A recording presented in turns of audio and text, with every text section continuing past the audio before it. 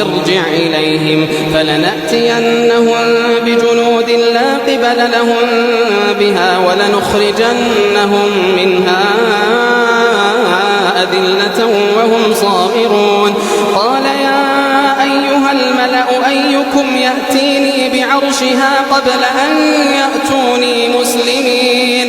قال عفريت من الجن أنا آتيك به قبل أن تقوم من مقامك وإني عليه لقوي أمين. قال الذي عنده علم من الكتاب أنا آتيك به قبل أن يرتد إليك طرفك فلما رآه مستقرا عنده قال هذا من فضل ربي ليبلوني أأشكر أم أكفر ومن شكر فإنما يشكر لنفسه